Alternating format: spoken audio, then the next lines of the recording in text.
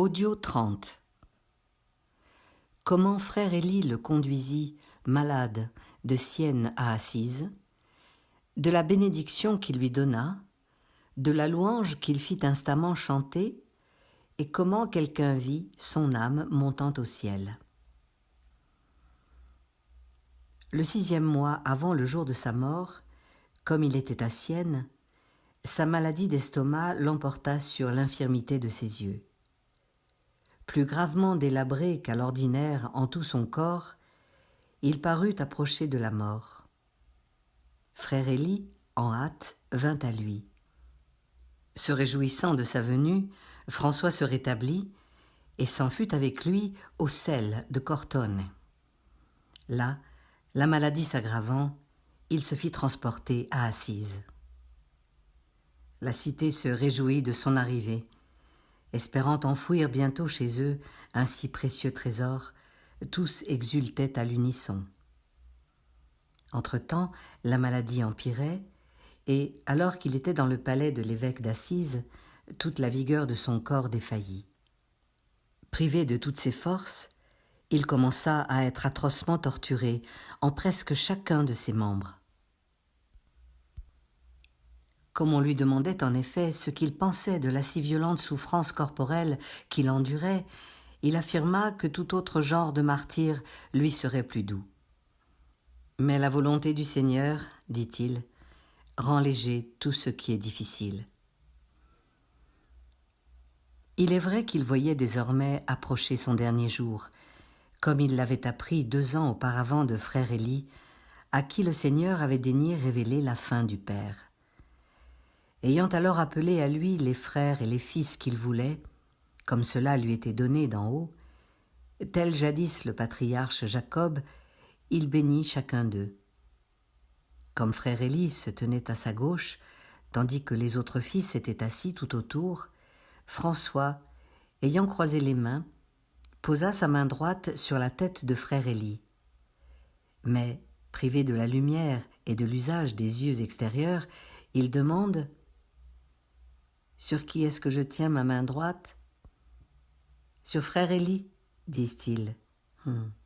C'est bien ainsi que je le veux, reprend-il. Fils, dit-il, je te bénis en tout et partout, toi qui, prenant mes charges sur tes épaules, as virilement supporté les besoins des frères. Puisque, entre tes mains, le Très-Haut les a fait croître et les a gardés, ainsi en toi aussi je les bénis tous. Au ciel et sur la terre, que Dieu, roi de tous, te bénisse. Je te bénis autant que je peux et plus que je ne peux. Et ce que moi je ne peux, que le puisse en toi, celui qui peut tout. Que Dieu se souvienne de ton œuvre, de ton labeur, et que, lors de la rétribution des justes, ton lot te soit conservé. Puisses-tu trouver toute bénédiction que tu désires, et que s'accomplisse ce que tu demandes dignement. Portez-vous bien, vous tous mes fils, dans la crainte de Dieu, et demeurez toujours en lui. Et puisque approche la tentation et la tribulation à venir, heureux ceux qui persévéreront dans ce qu'ils ont entrepris. Car moi, je me hâte vers Dieu, à la grâce duquel je vous recommande tous. Après cela, il ordonna qu'on le porte à Sainte Marie de la Portioncule, pour qu'il rende l'âme au Seigneur, là où, pour la première fois, il reconnut parfaitement la voie de vérité. Il avait appris d'expérience que ce lieu était rempli d'une grâce plus abondante et fréquenté par la visite des esprits d'en haut. Il voulut toujours que ce lieu soit gardé avec honneur par les frères, parce que la nouvelle plantation de la religion, croissant là en premier, avait rempli la terre entière. Se reposant donc quelques jours dans le lieu qu'il avait désiré pour lui, comme il savait que pressait le temps de sa mort, désormais prochaine, il manda frère Ange et frère Léon, qui lui étaient les plus chers entre tous, et leur ordonna, pour son si proche trépas, de chanter avec allégresse des louanges au Seigneur. Quant à lui, comme il put, il proféra ce psaume. De ma voix j'ai crié vers le Seigneur, de ma voix j'ai imploré le Seigneur. Ordonnant qu'on lui apporte sur-le-champ le volume des évangiles, il demanda qu'on lui lise l'évangile selon Jean, à partir du passage qui commence ainsi, 6 jours avant la Pâque. Se tournant vers quelqu'un qu'il aimait, il dit « Bénis de ma part tous mes frères, tant présents qu'absents.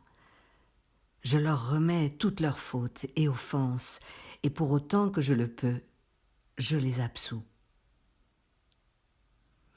Enfin, comme il avait été placé sur un cilice et aspergé de cendre, entouré de ses fils et frères en pleurs, cette très sainte âme fut délivrée de la chair et absorbée dans l'abîme de clarté, tandis que le corps s'endormit dans le Seigneur.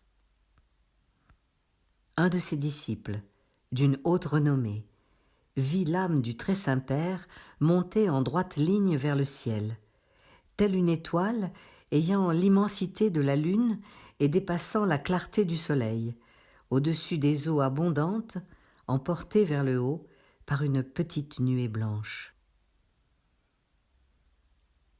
Aussi se produisit-il une affluence de gens en grand nombre qui louaient et glorifiaient le nom du Seigneur. En troupe, toute la cité d'Assise se précipite et toute la région se presse pour voir les merveilles de Dieu que le Seigneur avait glorieusement montrées en son serviteur. Les fils se lamentaient d'être orphelins d'un tel père et manifestaient la pieuse affection de leur cœur par des larmes et des soupirs. Mais pourtant, la nouveauté du miracle transforme la lamentation en joie et la déploration en jubilation. Ils voyaient le corps du bienheureux Père décoré des stigmates du Christ. Au milieu de ses mains et de ses pieds, non pas certes la piqûre des clous, mais les clous eux-mêmes, faits de sa chair, ou plutôt innés à cette chair elle-même, conservant la noirceur du fer, ainsi que le côté droit rougi de sang. Sa chair, naturellement sombre auparavant, brillant maintenant d'une blancheur excessive, promettait les récompenses d'une bienheureuse résurrection.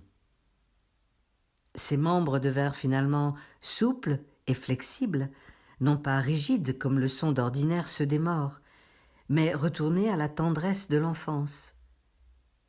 Les fils pleuraient de joie et embrassaient dans le Père ces sceaux du souverain roi.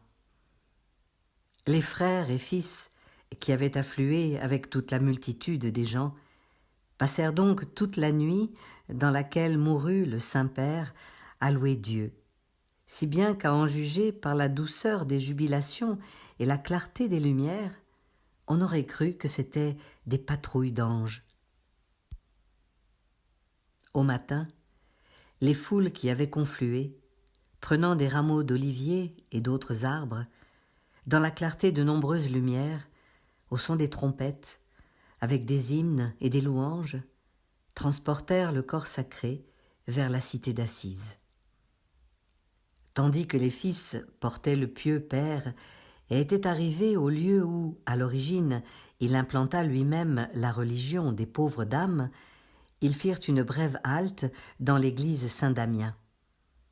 La fenêtre par laquelle, au temps prescrit, les servantes du Christ ont coutume de communier au sacrement du corps du Seigneur fut ouverte. Et voici que Dame Claire, et qui était claire en vérité par la sainteté de ses mérites, la première, car elle fut la première plante de ce saint ordre, s'avança pour voir le corps du très doux Père avec les autres filles. Redoublant de soupirs, le contemplant à travers des flots de larmes, d'une voix brisée, elles se mirent à crier « Père, Père, qu'allons-nous faire? À quoi nous abandonnes-tu, misérables que nous sommes? Pourquoi nous laisses-tu ainsi désolés?